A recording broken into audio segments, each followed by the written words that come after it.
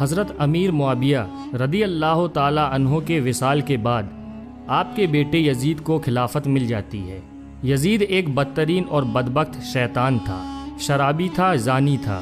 یزید کو جب خلافت ملی تو یزید سمجھ گیا کہ میری اس خلافت کو حضرت امام حسین رضی اللہ تعالی عنہ کبھی قبول نہیں کریں گے۔ اس لیے یزید نے مدینہ منورہ کے گورنر ولید بن عتبہ کو خط لکھا کہ حسین ابن علی، عبداللہ ابن عمر اور عبداللہ ابن زبیر رضی اللہ تعالی عنہ میری بیعت کو مانیں، اگر وہ بات نہ مانے تو ان پر ظلم و ستم کرنا۔ امام حسین رضی اللہ تعالی عنہ نے یزید کی بیعت کرنے سے انکار کر دیا، کیونکہ یزید آپ کے نزدیک مسلمانوں کی امامت اور خلافت کے ہرگز لائق نہیں تھا، کیونکہ آپ جانتے تھے یزید فاسق و فاجر تھا، زانی تھا، شرابی تھا اور ظالم تھا۔ امام حسین رضی اللہ تعالی عنہ مدینہ شریف چھوڑ کر مکہ شریف تشریف لے آئے۔ اب آپ کو مکہ شریف میں کوفیوں کے ڈھیر سارے خط آنے لگے۔ ان خطوں میں لکھا ہوا تھا، اے امام حسین، آپ کوفہ تشریف لے آئیے، یہاں پر یزید کا ظلم و ستم بڑھتا چلا جا رہا ہے، ہم آپ سے ہی بیعت کریں گے، یزید کی بیعت ہمیں ہرگز قبول نہیں ہے۔ آپ نے حالات کو سمجھنے کے لیے اپنے بھائی مسلم بن عقیل رضی اللہ تعالی عنہ کو یہ کہہ کر کوفہ بھیجا کہ جاؤ، جا کر وہاں کے حالات معلوم کرو، وہاں کے حالات کیسے ہیں۔ جب حضرت مسلم بن عقیل رضی اللہ تعالی عنہ کوفہ پہنچے تو وہاں کے لوگوں نے بڑے ہی احترام کے ساتھ آپ کا استقبال کیا۔ حضرت مسلم بن عقیل کے ہاتھوں میں 18,000 لوگوں نے بیعت کر لی، اور حضرت مسلم بن عقیل نے اپنے بھائی حضرت امام حسین کے نام ایک خط روانہ کر دیا، جس میں آپ نے لکھا کہ یہاں کے حالات بالکل صحیح ہیں اور 18,000 لوگوں نے بیعت بھی کر لی ہے، لہٰذا آپ کوفہ جلد سے جلد تشریف لے آئیں۔ لیکن جب یزید نے ان لوگوں کو دھمکیاں دی تو وہ لوگ اپنی بات سے مکر گئے اور امام مسلم بن عقیل کو شہید کر دیا۔ کوفہ کے حالات اتنے بدل چکے تھے کہ وہ لوگ جو حضرت مسلم بن عقیل سے محبت کا دعویٰ کر رہے تھے، اب وہی لوگ آپ کی جان کے دشمن بن گئے۔ وہیں دوسری طرف مکہ میں مسلم بن عقیل کا بھیجا ہوا خط حضرت امام حسین تک پہنچ چکا تھا، جس خط میں لکھا ہوا تھا کہ کوفہ کے حالات بہت اچھے ہیں، آپ جلد سے جلد تشریف لے آئیں۔ لہٰذا حضرت امام حسین نے فوراً کوفہ جانے کی تیاری شروع کر دی۔ حضرت امام حسین اپنے تمام اہل خانہ کے ساتھ کوفہ کے لیے روانہ ہوئے۔ یہاں امام حسین کوفہ کے لیے چل پڑے۔ امام حسین ابن علی کو حضرت مسلم بن عقیل کی شہادت اور کوفہ کی بے وفائی کی خبر اس وقت ملی جب آپ مکہ شریف سے کوفہ کی طرف روانہ ہو چکے تھے۔ جب آپ کوفہ شہر کے بالکل قریب پہنچ گئے تو آپ کو یزیدی فوج نے روکنے کی کوشش کی۔ حضرت امام حسین نے فرمایا کہ میں تم لوگوں کے بلانے پر ہی کوفہ شہر میں آیا ہوں، اگر تم لوگ چاہتے ہو کہ میں کوفہ میں نہ آؤں تو مجھے واپس جانے دو، میں جانے کے لیے تیار ہوں۔ یزیدی فوج نے حضرت امام حسین کو کوفہ شہر میں داخل نہیں ہونے دیا، لہٰذا حضرت امام حسین نے اپنے پورے قافلے کے ساتھ اپنا راستہ بدل لیا۔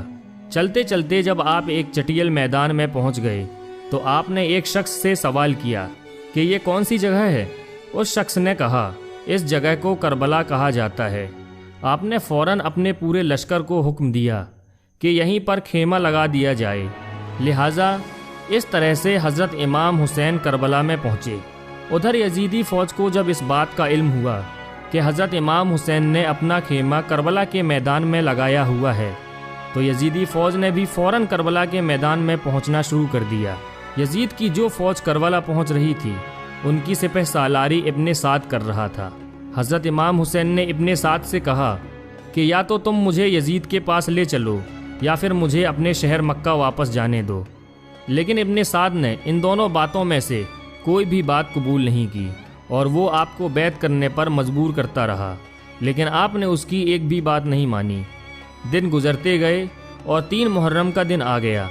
اب ظالم یزید نے امام حسین کے سامنے 22,000 سپاہیوں کا لشکر بھیج دیا۔ دوسری طرف حضرت امام حسین کے ساتھ 82 لوگ تھے، جس میں عورتیں اور بچے بھی شامل تھے۔ کتنی حیرت کی بات ہے کہ یزیدیوں میں امام حسین کا اتنا خوف تھا کہ جہاں امام حسین صرف 82 لوگوں کے ساتھ میدان کربلا میں تھے، جس میں عورتیں اور بچے بھی شامل تھے، وہیں یزید نے مقابلے کے لیے آپ کے سامنے 22,000 کا لشکر بھیج دیا، جو کہ امام حسین کے سامنے 100 گنا سے بھی زیادہ تھا۔ امام حسین کے سامنے یزیدی فوج کے حوصلے پست ہو گئے۔ آخر کار انہوں نے یہ فیصلہ کیا کہ اگر امام حسین کو ہرانا ہے تو ان کا پانی بند کرنا پڑے گا، تبھی ان کا مقابلہ کیا جا سکتا ہے۔ دن گزرتے گئے اور 7 محرم کا دن آ گیا، اور 7 محرم کو ہی یزیدی فوج نے امام حسین کے قافلے والوں پر پانی بند کر دیا۔ آپ کو بتاتے چلیں کہ کربلا کے میدان میں پانی کا کوئی بھی انتظام نہیں تھا سوائے نہر فرات کے، لیکن 7 محرم کے دن نہر فرات کا پانی بھی حضرت امام حسین کے خیمے والے لوگوں کے لیے بند کر دیا گیا۔ حضرت امام حسین اور ان کے ساتھ موجود تمام جوان لوگ تو اس پیاس کو برداشت کرتے رہے، لیکن چھوٹے چھوٹے بچے اور عورتوں کا پیاس کی وجہ سے برا حال ہو چکا تھا۔ فوج یزید جو چاروں طرف سے امام حسین کے گھر والے اور تمام ساتھیوں کو گھیرے ہوئی تھی، انہوں نے یہ طے کیا کہ اب 9 محرم کے دن امام حسین کو قتل کر دیا جائے۔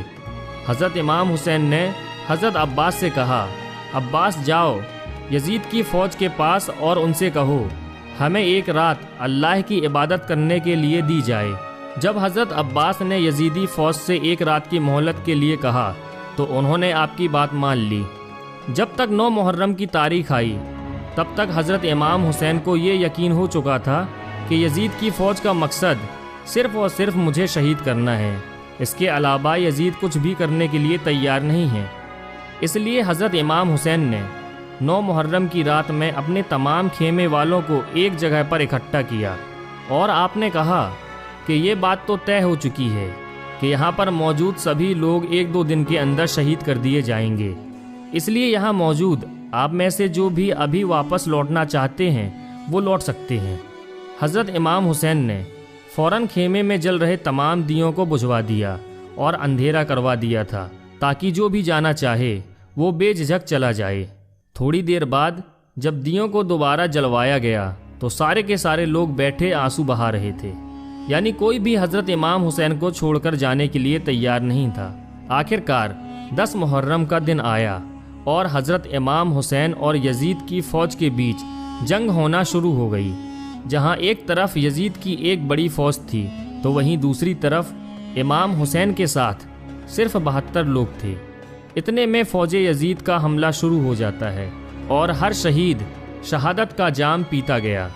کبھی حر شہید ہوتے ہیں تو کبھی قاسم شہید ہوتے ہیں، تو کبھی علی اکبر شہید ہوتے ہیں، تو کبھی اون و محمد شہید ہوتے ہیں۔ 3 دن کے پیاسے امام حسین کے گھر والے اور تمام افراد یزیدی فوج سے جنگ کرتے رہے اور ایک ایک کر کے شہید ہوتے گئے۔ حضرت عباس علمبردار سے حضرت امام حسین کے 6 مہینے کے بیٹے علی اصغر کی پیاس نہیں دیکھی گئی۔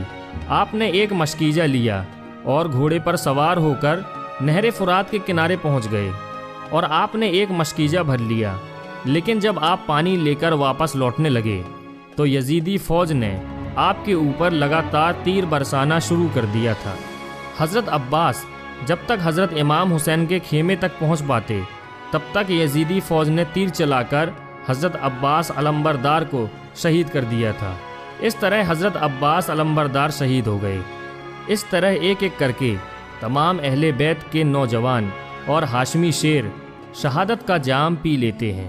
دھیرے دھیرے کر کے جب حضرت امام حسین کے سبھی افراد شہید ہو گئے تو اس کے بعد حضرت امام حسین نے خود میدان میں تلوار لے کر نکلنے کا فیصلہ کیا۔ امام حسین اپنی تلوار سے کافی لمبے وقت تک یزیدی فوج کا اکیلے مقابلہ کرتے رہے۔ حضرت امام حسین کے تنہا ہونے کے باوجود بھی آپ کے مقابلے میں کوئی بھی نہیں آنا چاہتا تھا، اور اس کی صرف ایک ہی وجہ تھی، اور وہ وجہ یہ تھی کہ آپ حضرت علی کے بیٹے تھے۔ اس وقت یزید فوج کے ایک کمانڈر ابن سعد کو یہ یقین ہو چکا تھا کہ ہم کسی بھی طرح سے حضرت علی کے بیٹے کا مقابلہ نہیں کر سکتے ہیں، اس لیے اس نے اپنے تمام فوجیوں کو امام حسین کے اوپر ایک ساتھ حملہ کرنے کا آرڈر دیا۔ تمام لوگ حضرت امام حسین پر ایک ساتھ مل کر حملہ کر رہے تھے، لیکن اس کے باوجود بھی امام حسین لگاتار یہ ثابت کر رہے تھے کہ باطل چاہے تعداد میں کتنا بھی ہو، لیکن وہ حق اور سچ کے مقابلے میں بالکل بھی ٹک نہیں سکتا۔ جب حسینیت اور یزیدیت کے بیچ بڑی ہی خطرناک جنگ چل رہی تھی کہ اسی بیچ میں اچانک سے نماز عصر کا وقت ہو گیا۔ حضرت امام حسین نے ایسے مشکل وقت اور ایسی زخمی حالت میں بھی عصر کی نماز پڑھنے کا ارادہ کیا۔ آپ نے جیسے ہی نماز پڑھنا شروع کیا، یزیدی فوج کو وہ موقع مل گیا جس کا وہ لوگ ایک لمبے وقت سے انتظار کر رہے تھے، یعنی جیسے ہی حضرت امام حسین سجدے میں گئے، شمر جل جوشن نے آپ کی گردن پر تلوار چلا کر آپ کے سر کو جسم سے جدا کر دیا۔ حضرت امام حسین کی شہادت کے بعد یزیدیوں نے آپ کے سر مبارک کو نیزے پہ رکھ کر پورے کوفہ میں گھمایا تھا۔ آپ کے سر مبارک کو گلی گلی میں گھما کر جلوس نکالا گیا تھا۔ کربلا کی اس جنگ میں حضرت امام حسین کے گھر والوں میں سے صرف آپ کی ایک اولاد ہی بچ سکی تھی، جن کا نام حضرت زین العابدین تھا۔ اس کے علاوہ حضرت امام حسین کے گھر کی تمام عورتوں کو قیدی بنا کر کوفہ لایا گیا تھا۔ بھلے ہی اس دن امام حسین کو شہید کر دیا گیا تھا، لیکن آج بھی حضرت امام حسین پوری دنیا میں قیامت تک کے لیے زندہ ہیں۔ یزید ڈوب گیا شام کے اندھیروں میں، حسین چمکے ہیں دنیا میں روشنی کی طرح۔ دوستو، اگر آپ کو یہ ویڈیو پسند آئی ہو تو ویڈیو کو لائک کریں، اپنے دوستوں کے ساتھ شیئر کریں اور ایسے ہی ویڈیوز پانے کے لیے ہمارے چینل کو سبسکرائب کر دیں۔ دوستو، ملتے ہیں ایک اور نیکسٹ ویڈیو کے ساتھ۔ جب تک کے لیے اپنا اور گرد و نواح کے تمام ساتھیوں کا خیال رکھیے گا۔ خدا حافظ۔